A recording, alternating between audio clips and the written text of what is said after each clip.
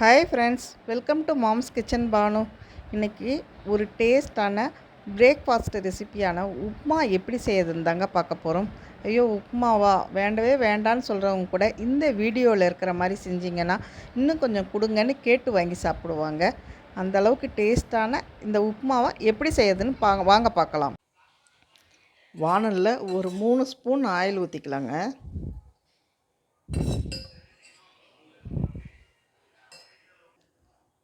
ஒரு ஸ்பூன் கடுகு, ஒரு ஸ்பூன் கடலைப்பருப்பு,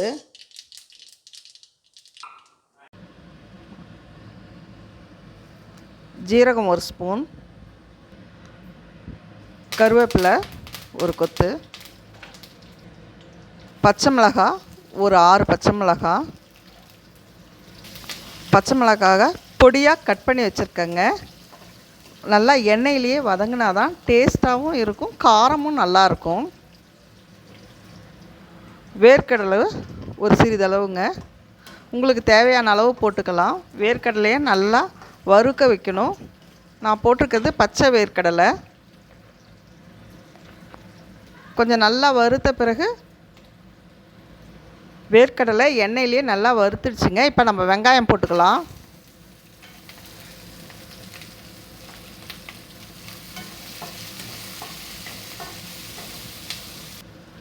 இந்த வெங்காயம் வதங்கிறதுக்கு கொஞ்சமாக உப்பு போட்டுக்கலாங்க.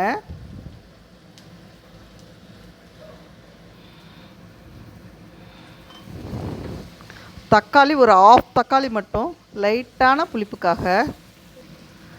தக்காளியை பொடியாக கட் பண்ணி போட்டால் சீக்கிரம் வதங்கிடுங்க. அதனால ஒரு 1/2 தக்காளி பொடியாக கட் பண்ணி போட்டிருக்கேன்.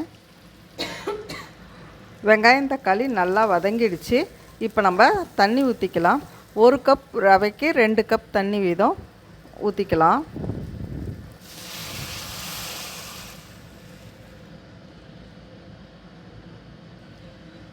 இப்போ உப்புமாவுக்கு தேவையான அளவு உப்பு போட்டுக்கலாம். பாருங்கள், 2 கப் ரவைன்னா ஒரு 3/4 கப் சேமியா போட்டால் நல்லா டேஸ்ட்டாக இருக்கும். நான் ஒரு 3/4 கப் சேமியா எடுத்திருக்கேன்.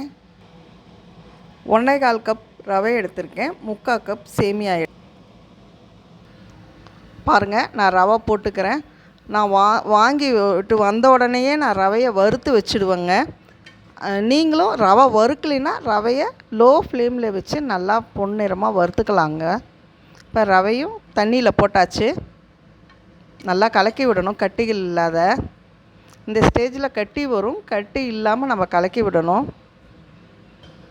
நம்ம வாங்கிட்டு வந்த உடனே ரவையை வறுத்து நம்ம டப்பாவில் போட்டு வச்சுக்கிட்டோம்னா ரவையில் பூச்சியெல்லாம் எதுவுமே வராதுங்க.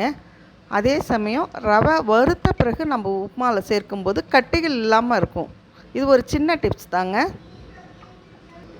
இப்போ அடுப்பை லோ ஃப்ளேமில் வச்சு ஒரு மூடி போட்டு மூடி வச்சிடலாம். ஒரு 5 நிமிஷம் லோ ஃப்ளேம்லேயே நல்லா வேகணுங்க ரவை. அப்போ தான் நல்லா வேகும். பாருங்கள், இந்த ஸ்டேஜில் 1 ஸ்பூன் நல்லா நெய் ஊற்றி நல்லா கலரி விட்டுக்கலாம். நல்லா மணமாகவும் நல்லா டேஸ்ட்டாகவும் இருக்கும்.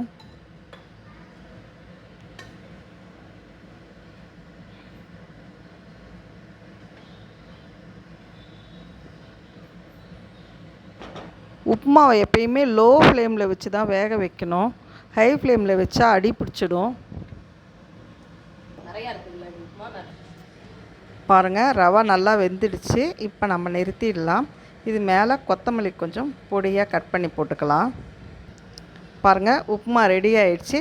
இது லன்ச் பாக்ஸ் ரெசிப்பியாகவும் பேச்சுலர்ஸ் ரூமில் செய்கிறதுக்கு ஈஸியாகவும் இருக்குங்க. இந்த வீடியோ பிடிச்சிருந்தா லைக் பண்ணுங்கள், ஷேர் பண்ணுங்கள், சப்ஸ்கிரைப் பண்ணுங்கள். தேங்க்யூ.